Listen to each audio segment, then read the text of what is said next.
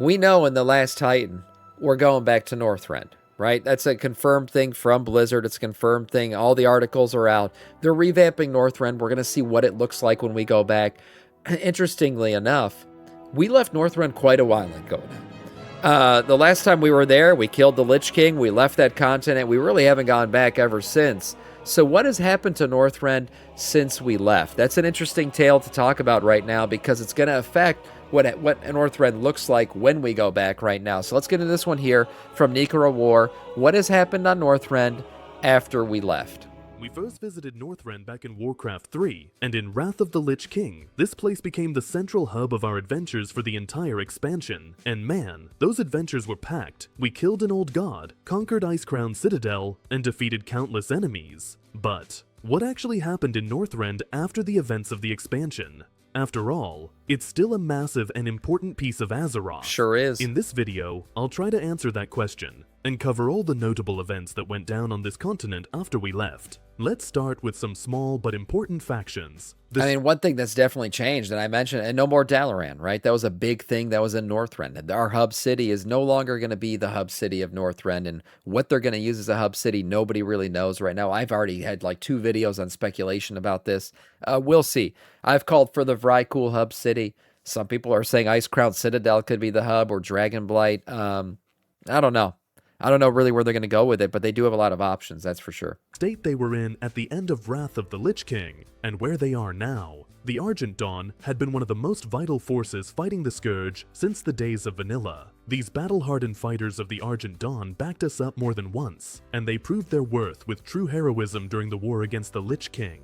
After Wrath of the Lich King, most of the Argent Dawn's garrisons were packed up, and the troops were sent to wipe out the remaining Scourge in the Eastern Kingdoms. For the most part, the Argent Dawn focused on reclaiming control over the Western Plaguelands and Eastern Plaguelands, with the town of Hearthglen in the former lands of Lordaeron becoming their new main hub. Meanwhile, the Scarlet Crusade Enclave... I didn't know this about the Argent Dawn, so they're out there in Hearthglen? Okay.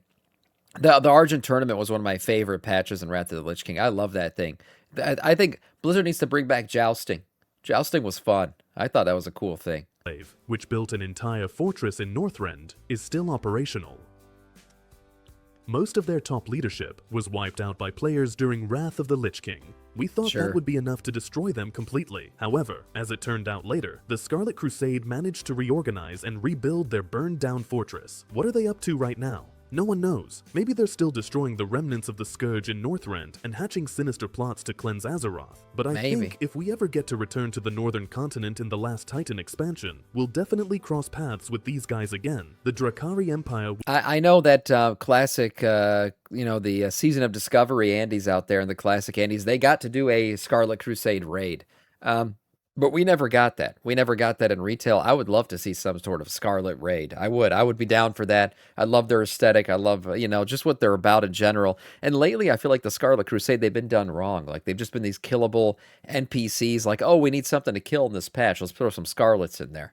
They've kind of been duped lately, been treated like trash. So I think they deserve something better. They deserve some raid level content. I hope we do get that. Was once one of the greatest troll empires, both in terms of size and sheer military power. However, over the years, their influence and power waned. While thousands of years ago, their empire spanned a huge chunk of the north, back when Kalimdor was still a single continent. By the end of Wrath of the Lich King, it had shrunk to just a few small territories in Zul'Drak. Most of the Drakkari trolls were either wiped out by the Scourge and raised into undeath, or killed by the heroes of Azeroth, who saw the Drakkari as an uncontrollable threat. The Drakkari trolls, who did manage to survive Wrath of the Lich King, had to scatter across the world and merge with other troll factions. At this point, it's safe to say, the Empire is completely destroyed. Today, hordes of undead roam the lands of Zul'Drak, alongside the trolls raised by Arthas, one of the few remaining reminders of the Drakkari rule in these lands. Also, according to Magni Bronzebeard, plenty of artifacts from the former empire still remain in Zul'Drak. Future delves, maybe. I could totally picture that. Yeah, I think there's definitely a section. He's already hinting at it. He's already hinting at these artifacts that exist out here. Sounds like some delves to me, guys. I think we'll get some delves in this area. They're incredibly tough to study because of all the undead swarming the area. Things are looking much better right now for the Trappers. Members of this faction were native humans of Northrend who lived in these regions long before the campaign against Lich King Arthas even began. In Wrath of the Lich King, the Alliance saw them as allies and an opportunity to use their settlements as logistical hubs to help push deeper into the continent. These were quest hubs for us a lot of times. They were times. thousands of miles away from the other human kingdoms, but they were still humans. However, as the expansion storyline unfolded, it turned out that the Trappers were definitely not our friends, but rather traitors. They smile right to your face while being ready to stab you in the back at any second. Oh no. And there's a very specific reason for that. Some time ago, Aragal, the leader of the Wolf Cult and a powerful archmage, gave the Trappers an ultimatum. Either the Scourge destroys them and raises them as undead, or Aragal inflicts the wolf curse upon them and turns them into Worgen, forced to choose between a horrific fate and a terrible one. The Trappers picked the second option, essentially volunteering to serve the Lich King as closeted members of the Wolf Cult, because Worgen can stay in their normal human form for a long time. So they're furries. So we had an entire furry faction that we were fighting against. Interesting. So this guy came to them and he goes, listen, I'm going to kill all you guys, or you guys are going to all join my furry party. And they all opted for furriness. Okay. The Alliance didn't realize right away that they were dealing with the Lich King's servants. Once the Trappers' betrayal came to light, they became enemies of the Alliance, but the Alliance didn't intend to completely wipe them out, so they managed to survive the events of the expansion quite easily. Today, they're doing reasonably well, still living as literal werewolves who can turn into Worgen at a moment's notice. Whether they remain loyal to Aragal's cult, or what even happened to the rest of the cult members after the Lich King's death, remains a mystery. The only thing we know, according to Magni Bronzebeard, is that they are still fiercely isolationist, and their bad blood with the Alliance goes both ways. While the heroes of Azeroth were busy fighting Deathwing and his minions, the Blue Dragonflight, which mostly resided in Northrend, was going through a massive crisis. A few thousand years ago, most of their flight had been wiped out due to a great betrayal, and the few we advanced all this lore in Dragonflight. All the Blue Dragonflight stuff has kind of been fixed now. Miserable remnants of the Blue Dragons, who managed to survive that massive catastrophe, were scattered across the globe. During Wrath of the Lich King, the flight was led by Malygos, a highly powerful dragon who just couldn't come to terms with the dire state of his people. He couldn't cope with the fact that most of his flight had been slaughtered. It was driving him insane. He believed that magic had spun completely out of control, blaming mortals, and especially mages, for every imaginable sin. He tried to eliminate all mortal spellcasters and redirect the magical ley lines of Azeroth straight into the Nexus, essentially stealing magic from the entire world. Interestingly enough, we know those ley lines are going to become more important here as we go forward. I mean, that's what the whole Sunwell thing was. I mean, Xal'atath right now, she's like in the ley lines. That's where she is. So maybe more Blue Dragonflight lore could come to fruition here. Ultimately, he was stopped by the players. His death left a massive power vacuum, meaning the Blue Dragons had to choose a new aspect to lead them. The first contender was Aragos, Malygos' son, who championed isolationism. The second was Kalekos, who was much more open to cooperating and communicating with the mortal races. Through one of the questlines, we found out that Aragos had been corrupted by Deathwing, who promised him ultimate power in exchange for his loyalty. Once Aragos' betrayal came to light, he was dealt with, and Kalekos took over leadership of the flight. Naturally, players helped investigate this internal betrayal. In one of the Cataclysm questlines, players had to break into the Nexus once again to stop the maddened Blue Dragons. Right, and this is when we caught the betrayal. Speaking of Cataclysm, we also got a glimpse of a dark, apocalyptic future version of Azeroth known as the End Time. In one of the dungeons showcasing this vision of the future, we saw the horrific aftermath of the End Time with our own eyes. Deathwing's impaled corpse hung from Wormrest Temple. Yeah, this was iconic. I remember seeing this and I was like, damn, what is going on? I was so confused by this lore at this point too, because I was like, wait a minute, everything ended, but for some reason, Deathwing is also dead? Like, wouldn't he be alive after the End Times if he ended everything? This was a really cool visual here. The icy wastes of Northrend had practically withered away and dissolved. This version of Azeroth looked completely depressing, leaving nothing but dark, scorched earth where Northrend used to be. The events of the expansion's final raid, the Dragon Soul, also took place in Northrend, right around Wormrest Temple in Dragonblight. Entire armies of Deathwing's followers, along with forces of the old gods sent to aid him, had gathered beneath the temple. Just a few years later, in Mists of Pandaria, another fascinating storyline tied to Northrend. Deathwing's coming back, confirmed. Yeah, I don't know about that. I would say we were going to get more Deathwing lore, but I feel like they did all of that in Dragonflight. I don't think we're going to get much Deathwing stuff. Maybe you hear about him here and there, but otherwise, I think Deathwing's lore is pretty much put to rest at this point. And unfolded, specifically involving the city located there, Dalaran. Ever since Wrath of the Lich King, Dalaran had been stationed on the northern continent. The Kirintor, who ruled the city, tried their best to maintain strict neutrality despite the brewing conflicts between the Horde and the Alliance, doing everything they could to keep the peace between the warring factions. The city's inhabitants came from all kinds of backgrounds, including orcs, humans, high elves, and blood elves. The latter two races held particularly prominent positions in the city. There were two distinct elven factions in Dalaran representing the interests of the Horde and the Alliance. The Silver Covenant, which consisted of high elves leaning toward the Alliance, and the Sun Reavers, comprised of blood elves representing the Horde. But the events of Cataclysm, followed closely by Mists of Pandaria, caused Jaina Proudmoore, who was leading the Kirin She lost her shit.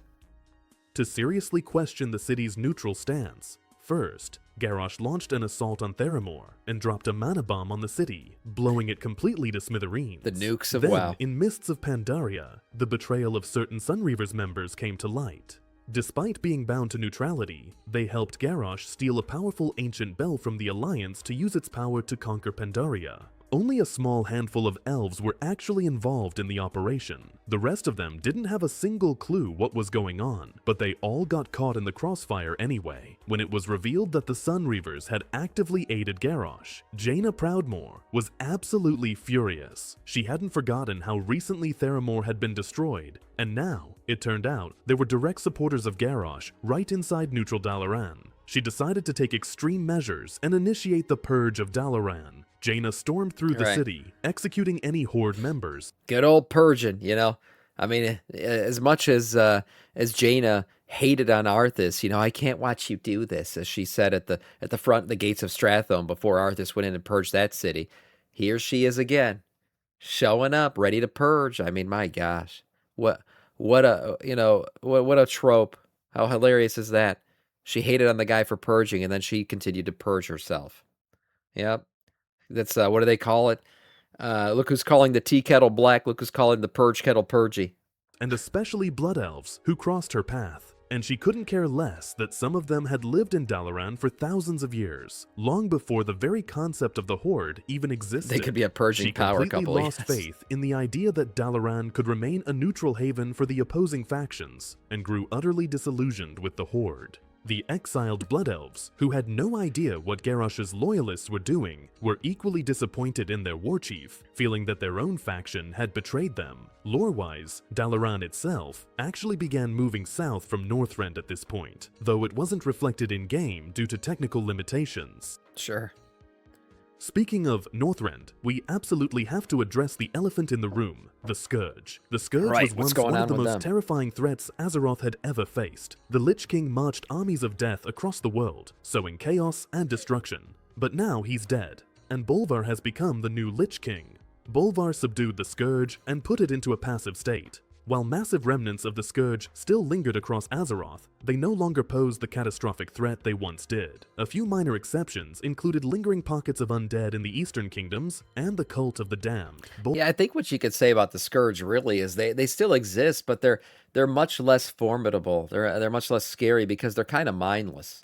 They're just aimlessly wandering around, killing whatever, gets close to them or whatever, but they don't have a leader. What made them dangerous under the Lich King was the Lich King's leadership. His ability to pull them all together and then use them as a single united force to just destroy things. That was what made him scary. He had the whole, he even had generals set up with the Liches and everything else.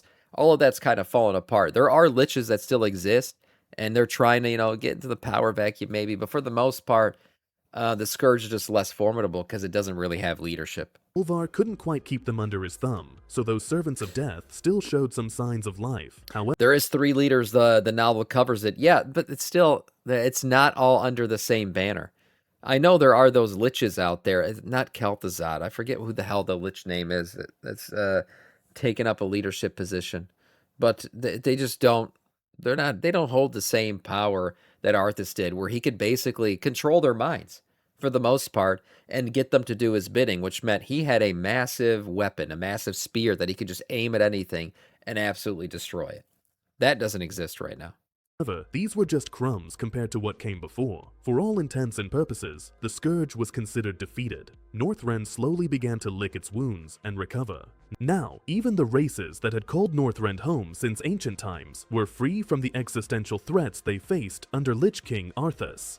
During Legion, the Death Knights and Lich King Bolvar struck an alliance. Under the agreement, the Death Knights would team up with the Lich King to fight the Burning Legion, but in return, Bolvar swore to contain the Scourge at all costs and never let it leave the borders of Northrend. It was a win-win deal for everyone. Could it be that peace had finally come to the entire continent for the first time in ages? Before long, Bolvar and his Death Knights started reinforcing their ranks. In Legion, the Death Knights assembled a new generation of the Four Horsemen, the absolute elite of the Lich King. The Four Horsemen are the strongest, most powerful warriors serving the forces of death. Right. At one point, the Death Knights also caught wind of the fact that the remains of a legendary dragon, whose essence had once fascinated Arthas himself, were hidden somewhere in Northrend. However, even the original Lich King failed to locate the remains because they were believed to be lost deep beneath the sea. In one of the questlines, the Death Knights suspect that the Dragonflights are hiding the truth from them and that the remains might actually be somewhere else. Yeah, we eventually discovered Galakron's corpse. So, I mean, maybe that's who he was going for. And yeah, B-resing Galakron would have been a big move for the Lich King for sure. I really like the DK Order Hall story. It was amazing. The DK Order Hall story was a chef's kiss of stories in WoW. And one really cool thing about it is, yes, Bolvar was kind of playing like, hey, I'm the good guy Lich King. But as you played and as you continued to quest with him, it almost felt like he was kind of falling into Arthas-style Lich King. He kept having these moments where he's like, oh, he wants to command the Death Knights. He wants us to fall under him again. He wants to make the Scourge powerful again. And it's like this internal battle, and you're watching it happen while you're questing with him. And sometimes he'd say things that make you go like, hey, wait a minute. Is that you talking, or is that the Helm of Domination? So it was really cool. I thought the questing in Legion for Death Knights was absolutely amazing. The Knights head straight to the Bronze Dragonflight Temple to dig up some info, but the conversation goes south fast. The Servants of Death quickly resort to threats and intimidation. Even that failed to yield the information they wanted. So, with weapons drawn, the Knights march into the Ruby Sanctum. Didn't he get pissed because we went back into Icy? Well, he threatens to kill you. I mean, as soon as you show up the first time. And then we start to strike a deal and all this other stuff happening. The Red Dragonflight to take what they need. Players put down several defenders of the Sanctum to get their hands on old archives containing records of where fallen dragons were buried. And lo and behold, those records held the real coordinates of the legendary dragon's corpse. The Knights track down the remains, raise what was left of the great beast, and turn it into a flying mount. While the Death Knights viewed this questline as just another day at the office this and was felt the zero Death Knight remorse mount for quest, their actions, the Red Dragonflight saw the players' moves as a massive betrayal. They had been close allies of the protagonists in the very recent past, and now their former allies were slaughtering members of their flight just to loot and desecrate the remains of their fallen kin. Yeah, but it was for a mount, so, we had to do it. I mean, you got to desecrate a corpse or two to get a good mount. You're going to do it. Alexstrasza, the Queen of the Red Dragons and one of the main characters of the Dragonflight expansion. What's this? It's this was the Death Knight class mount questline.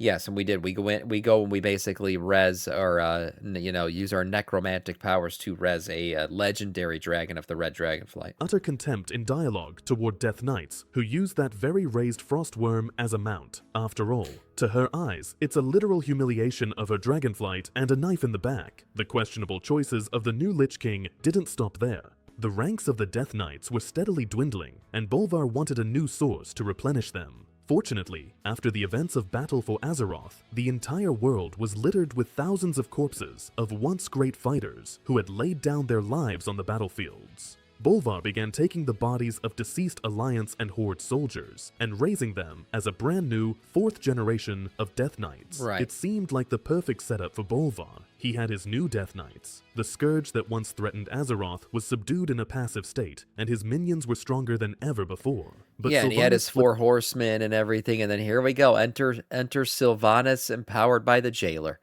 I just thought this was so dumb. It was such a dumb fucking cinematic. It was so great the way it started out.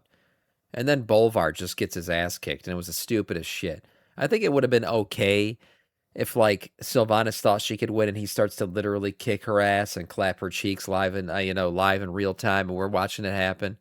And now I'm getting a bit fetishy. But what I'm saying is, he should have beat the shit out of her, and then the jailer does something to flip the chain, to flip the battle.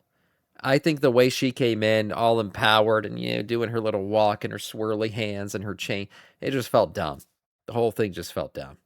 But it is what it is. They wanted to destroy Lich King lore in that expansion. The script completely in the Shadowlands pre-patch. By the end of Battle for Azeroth, Sylvanas was already a traitor to the Horde and an enemy to the Alliance. Bolvar assumed that Sylvanas wanted to steal the Helm of Domination to take control of the Scourge for herself. To counter this, Bolvar gathered a massive army of the Scourge around Icecrown Citadel, but absolutely nothing could stop Sylvanas. Soon, a brutal showdown erupted between Bolvar and Sylvanas at the top of Icecrown Citadel. Bolvar came prepared and threw everything he had into the fight, but Sylvanas proved to be a far more agile and dangerous opponent than he anticipated. He couldn't overcome her. Sylvanas seized the Helm of Domination, but she didn't do it to wear it and command the Scourge. She did it to destroy it completely. As the helm shattered, Sylvanas used domination magic to beat Bolvar, so it makes complete sense. She would look. I get the jailer magic came in and helped her. I just think it would have been cooler if she was getting her ass beat. Not realizing, like, wait a minute, what am I doing? I'm trying to solo the Lich King. Can I? This was a bad idea. And then I don't know, enter jailer whisper or whatever, some empowerment in the moment, and then she can flip the battle.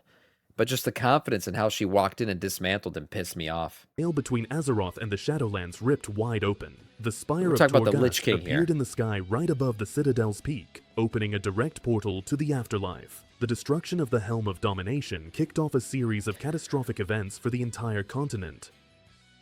Previously, Bolvar was the one holding the Scourge back, keeping it completely docile, but now he can't control it anymore. It completely broke free from his grasp and started acting on its own. There are no forces left capable of containing it. The entire Shadowlands pre-patch focused on how the Horde and the Alliance scrambled to suppress the rampaging Scourge across all of Northrend. We even had to fight several Servants of Death, who had previously been defeated in Wrath of the Lich King, now raised once again Killed to spread Kel'Thuzad death. again. The Argent Dawn came to the hero's aid, having rescued the protagonist multiple times during the Wrath of the Lich King military campaign. But even the combined efforts of the Horde and the Alliance weren't enough to put an end to the Scourge threat. Even after the events of the Shadowlands expansion wrapped up, the Scourge issue in Northrend didn't just vanish. From the lore book Exploring Azeroth, Northrend, we know that following the events of Shadowlands, the Scourge became an uncontrollable, dangerous, and completely mindless force. The Scourge's soul— Right, to enter the famous line, there must always be a Lich King, and then there wasn't. And everyone's like, well, yeah, now we just completely screwed ourselves. These Scourge are going to run rampant right now and kill everything. Great, thank you. Forges fired up once again to churn out new monsters, albeit not as actively as under Arthas. The Tonka villages, which served as one of the Horde's bases in the Borean tundra, are now completely swarming with the Scourge, and the settlements themselves lie in ruins. And in Zuldrak, where the great troll Drakkari Empire stood just a few decades ago, the Scourge is methodically obliterating everything that hadn't already been destroyed. As long as the Scourge lacks a leader, it remains poorly organized, and doesn't pose an immediate threat to the safety of the rest of Azeroth. But it's only a matter of time before some sinister entity takes control of the Scourge and points it right back at us. The next expansion will be the Last Titan. We don't know the exact details of the expansion yet, but we do know that we'll be heading back to Northrend, so I'm sure that very soon we'll find out in much greater detail exactly what has been going on in Northrend since we left. And I'm certain that the massive remnants of the Scourge left without actual control will play a massive role in the expansion story. Yeah, I agree with a lot of this, and I'm not agreeing with lore, but it's interesting to think about the kind of, the enemies that we're going to see again, the lands that we're going to go re-explore, and where things currently stand. Yes, we have a weakened state of the Scourge. We have a Scarlet Crusade, or Scarlets that currently still up there, that they're also kind of in a weakened state. They've had a lot of propaganda spread about Anduin and stuff from them. We'll see if any of those guys show up once again. And then the Argent Dawn, obviously the Death Knight lore and everything that exists up there. All of this can be advanced, even Deathwing lore. Yes, we dealt with Deathwing. I mean, who knows what kind of Deathwing lore we could see. Somebody in chat did remind me, yeah, that he has a hidden lab up there as well.